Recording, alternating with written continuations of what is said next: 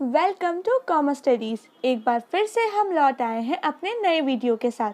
जल्दी से हमारे चैनल को सब्सक्राइब कर लीजिए और वहां दिखे बेल आइकन को प्रेस कर लीजिए ताकि आपको हमारे आने वाले सभी वीडियो की नोटिफिकेशन तुरंत मिल सके और आप अपनी प्रिपरेशन अच्छे से करते रहें।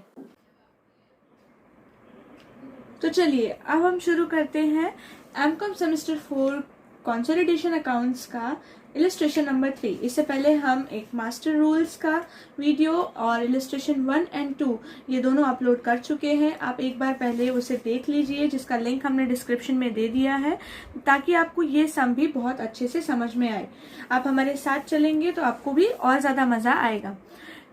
इलस्ट्रेशन 3 में देखते हैं हमें क्या दिया है। Following are the balance sheets of Hans limited and Sushma limited as on 31/3/2013। तो इक्विटी शेयर्स एंड ये सब कुछ दिए हुए हैं।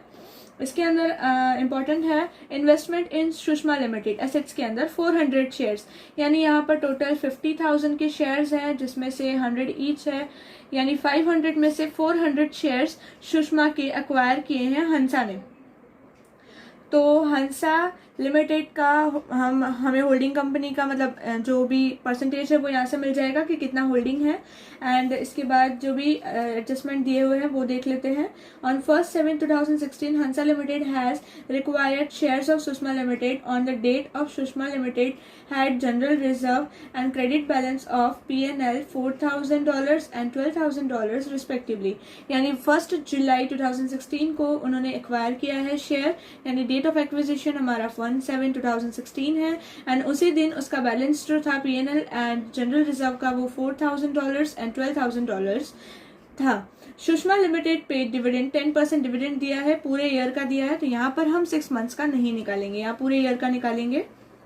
उसका रेट ऑफ एक्सचेंज दिया हुआ है एंड बाकी रेट ऑफ एक्सचेंज दिए हुए हैं, यानी यहाँ पे सिर्फ 2 ही एडजस्टमेंट है, यहाँ पे कुछ ज़्यादा एडजस्टमेंट्स नहीं है। बट यहाँ पर एक चीज़ ऐड हो गई है, वो है P&L। तो चलिए शुरू करते हैं। सबसे पहले आएगा date of year. Date of year है हमारा 1/4/2012। डेट ऑफ एक्विजिशन है यहाँ पे 13 आएगा, 1/4/2013। एंड डेट ऑफ एक्विजिशन हमारा हो जाएगा 1/7/2013। And date of balance sheet हमारा हो जाएगा 31/3/2014। ओके, प्री एक्विजिशन पीरियड हमारा 3 मंथ्स का है, because April May June and जुलाई से तो पोस्ट है, इसीलिए 3 मंथ्स का यहाँ पर एंड 9 मंथ्स का पोस्ट पीरियड, यानी 3:9, यानी 3 मंथ्स का pre acquisition period and post का 9 मंथ्स हो जाएगा। शेयर ऑफ होल्डिंग कंपनी, मतलब होल्डिंग कंपनी का कितने शेयर्स हैं, तो 400 शेयर्स है आउट ऑफ 500, जिसका परसेंटेज होता है 80%, यानी 80% हमारी है होल्डिंग सब्सिडियरी कंपनी में। अगर 80% होल्डिंग कंपनी का है तो सब्सिडरी कंपनी का हो जाएगा हमारा 20%। इसके बाद हम फाइंड करते हैं जनरल रिजर्व एंड जो भी पोस्ट और प्री एक्विजिशन का जनरल रिजर्व एंड P&L के जो भी एडजस्टमेंट्स हैं वो देते हैं हम, ताकि इसके अंदर हम बाद में मतलब कन्वर्टेड बैलेंस शीट बनाने के लिए हमें ये यूज़ कर सकें। प्री और पोस्ट अलग कर देते हैं। तो यहाँ पर on the date of acquisition 4,000 दिया हुआ है general reserve, and profit and loss दिया हुआ है on the date of acquisition 12,000, जिसमें से डिविडेंड पे करेंगे। डिविडेंड 50,000 के ऊपर 10% यानी 5,000 डिविडेंड पे करेंगे, तो हमारा 7,000 हो जाएगा, यानी दोनों ये 4,000 एंड 7,000 हमारा प्री एक्विजिशन है। अभी क्लोजिंग बैलेंस जो भी दिया हुआ है उसके अंदर से हम प्री एक्विजिशन माइनस कर देंगे, तो हमें मिल जाएगा कि रेवेन्यू इनकम कितनी है जो थ्रू आउट द ईयर थी। तो जनरल रिजर्व का क्लोजिंग बैलेंस है 10,000, जिसमें से हमने प्री माइनस कर दिया 4,000, तो हमें मिल गया 6,000। एंड क्लोजिंग बैलेंस P&L का हमारे पास 20,000 है, जिसमें से हमने प्री एक्विजिशन 7,000 माइनस कर दिया, तो हमें मिल गया 13,000। उसके बाद हम फाइंड बनाएंगे हमारा converted balance sheet. Converted balance sheet के अंदर हमें एज इट इज सब कुछ लिख देना है। यहाँ पे जो 2 चीज़ें न्यू हैं वो मैंने रेड पेन से मार्क की है। तो यहाँ पर सबसे पहले लाइबिलिटीज आ जाएंगे। लाइबिलिटीज के अंदर equity share capital, reserve and surplus के अंदर प्री अलग 4,000, पोस्ट का 6,000 एंड जनरल रिजर्व का, एंड प्रॉफिट एंड लॉस का आ जाएगा प्री 7,000 एंड पोस्ट 13,000। दोनों का टोटल हो गया हमारा 10,000 एंड 20,000, बट हमने ये दोनों बाइफरकेट कर लिया है। लॉन्ग टर्म लाइबिलिटीज हमारी है 20,000, creditors, bank overdraft, foreign exchange. यहाँ पर पहले यहाँ तक लिख देंगे हम एंड इसका टोटल कर लेंगे। Then fixed assets, other investment, stock, यहाँ पर स्टॉक का भी कोई एडजस्टमेंट नहीं है इसलिए हम डायरेक्टली लिख देंगे debtors, and cash and bank balance. तो यहाँ पर ये सब कुछ आ गया। इसके बाद इक्विटी शेयर कैपिटल है तो वो हम डेट ऑफ एक्विजिशन लेंगे। प्री वाले का डेट ऑफ एक्विजिशन होता है, post throughout the year जितना होता है वो होता है। Pre again date of acquisition, post का throughout the year. Long term liabilities, creditors, overdraft, ये तीनों हो जाएंगे। मतलब लॉन्ग टर्म लाइबिलिटीज हमारी आ जाएंगी ये ओपनिंग के ऊपर, यानी जो जिस दिन एक्वायर किया है वो। And credit and bank overdraft हमारे करंट लाइबिलिटीज हैं जो कि क्लोजिंग रेट्स पे आ जाएंगे। इसके बाद फिक्स्ड एसेट्स और अदर इन्वेस्टमेंट है वो हमारा थ्रू आउट द ईयर रहेगा, मतलब ओपनिंग का रहेगा।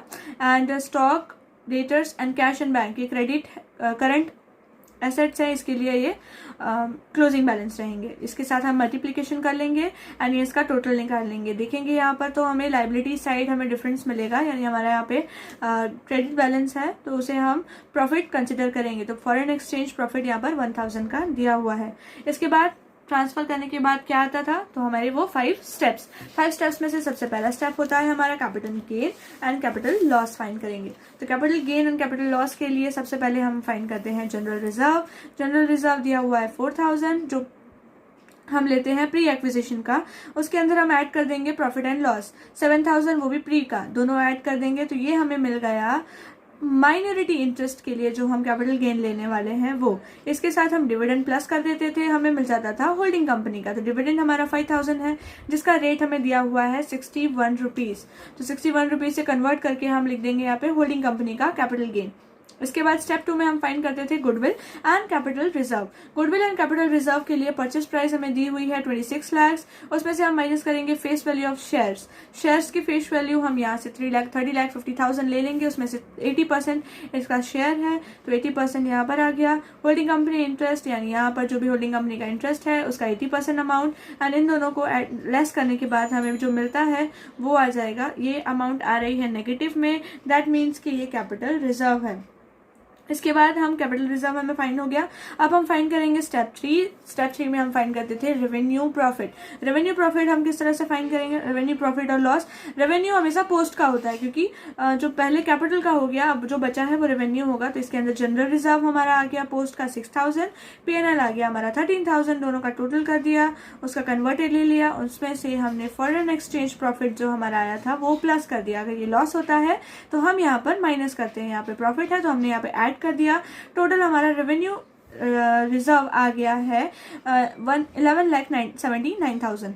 उसके बाद हम फाइंड करते हैं माइनॉरिटी इंटरेस्ट के अंदर आ गया शेयर कैपिटल हो जाएगा हमारा जो भी है उसका 20%। कैपिटल रिजर्व हमें लेना है माइनॉरिटी इंटरेस्ट वाला, उसका 20%। रेवेन्यू रिजर्व हमें लेना है 20%, तो इसका हम ले लेंगे 20%। इन तीनों को टोटल कर लेंगे तो हमें मिल जाएगा हमारा माइनॉरिटी इंटरेस्ट के बाद स्टेप 5 आता है हमारा share of holding company in revenue reserve and revenue profit. तो रेवेन्यू रिजर्व हमारा है 11,79,000 का 80%, यानी यहाँ पर जो हमने फाइंड किया रेवेन्यू उसका 80% डायरेक्टली 9,43,200। एंड यहाँ पे अगेन डिविडेंड है तो डिविडेंड का भी हम डायरेक्टली 80% निकाल लेंगे। तो डिविडेंड हमारे पास है 3,05,000, उसका 80% 2,44,000। अब इसके बाद हम बनाते हैं हमारा कंसोलिडेटेड बैलेंस शीट हम बनाएंगे। तो उसके लिए हमें यहाँ पर चाहिए शेयर कैपिटल जो कि सिर्फ हंसा का आएगा। फिर रिजर्व एंड सरप्लस के अंदर हम ले लेंगे जनरल रिजर्व और पीएनएल जो भी हंसा के अंदर जो भी है टोटल दोनों उसका 10 लाख एंड 16 लाख, टोटल आ गया 16 लाख। उसमें से हम डिविडेंड माइनस करते थे तो डिविडेंड माइनस कर देंगे तो ये अमाउंट आ जाएगी। सुषमा का हम लास्ट का जो हमारा आया था स्टेप 5 में वो ले लेंगे। इसके बाद हमारा आता है कैपिटल रिजर्व भी दोनों का दिया हुआ है तो दोनों का हम ऐड करके यहाँ पर लिख लेंगे। माइनॉरिटी इंटरेस्ट डायरेक्टली आ जाएगा। इसके बाद हमारे बाकी की लाइबिलिटीज है like long term liabilities, creditors and bank overdraft. यहाँ पर ध्यान रखना है कि हमें कन्वर्टेड बैलेंस शीट का ही अमाउंट लेना है सुषमा के लिए। अगर आपने गलती से क्वेश्चन का ले लिया तो वो डॉलर्स में है एंड आपका आंसर गलत हो जाएगा। तो ये चीज़ें ध्यान रखनी है। एंड अगर बाय चांस अगर आपने पूरा सॉल्व कर लिया है एंड आपका बाइफिकेशन आ रहा है, मतलब डिफरेंस आ रहा है दोनों बैलेंसेस में, तो सबसे पहले आप यही चेक करेंगे क्योंकि यहाँ पे गलती होने की पॉसिबिलिटीज ज़्यादा है। तो आप किसी और चीज़ में टाइम वेस्ट किए बिना सबसे पहले ये चेक करेंगे कि यहाँ पे आपने अमाउंट सही से ली है या नहीं। इसके बाद हम एसेट्स ले लेंगे। एसेट्स के अंदर कोई चेंज नहीं है, डायरेक्टली फिक्स एसेट्स का दोनों का ले लेंगे, हंसा एंड सुषमा अदर इन्वेस्टमेंट भी दोनों का हम ऐड कर देंगे यहाँ पर। इसके बाद स्टॉक भी हमें दोनों का मिल जाएगा, डेटर्स दोनों का आ जाएगा, and cash and bank balance भी हम दोनों का ले लेंगे। एंड इसके बाद हमारा बैलेंस शीट का टोटल आ जाएगा। तो यहाँ पर इस तरह से हमारा दोनों बैलेंस जो है वो टैली हो जाएगा एंड ये सम यहीं पर खत्म होता है। तो एक बार अगर आपने इलस्ट्रेशन 2 का जो सम है वो कर लिया तो वो मास्टर सम है, उसके जैसा ही पूरा दिया हुआ है, तो आप उसके अकॉर्डिंगली प्रैक्टिस कर सकते हैं। मोस्ट ऑफ यहाँ तक के क्वेश्चंस ही लास्ट ईयर के पेपर्स में भी इस तरह के क्वेश्चंस ही पूछे गए हैं। तो आप ये 5 स्टेप्स पहले बहुत अच्छे से समझ लें तो आपके लिए बहुत बेटर रहेगा। हमारे चैनल को सब्सक्राइब कर लीजिए, लाइक करना बिल्कुल ना भूलिए, एंड अगर आपको ये वीडियो कैसा लगता है वो प्लीज हमें कमेंट करके बताइए, क्योंकि आप कमेंट करते हैं तो उससे ही हमारा मोटिवेशन बनता है। इसके बाद अगर आपको कोई भी डाउट्स है तो आप कमेंट सेक्शन में पूछ सकते हैं, या तो आप हमारा व्हाट्सएप या टेलीग्राम ग्रुप भी ज्वाइन कर सकते हैं, और उसके अंदर आप भी वीडियो से रिलेटेड या और कोई डाउट्स भी वहाँ पर आप पूछ सकते हैं। एंड हमारे जो भी लेटेस्ट अपडेट्स हैं या तो एग्जाम से रिलेटेड कोई भी अपडेट्स होते हैं वो भी हमारे ग्रुप्स में आ जाते हैं। तो जल्दी से हमारे ग्रुप को ज्वाइन कर लीजिए, हमारे चैनल को सब्सक्राइब कर लीजिए एंड शेयर करना बिल्कुल मत भूलिए। Thank you so much guys.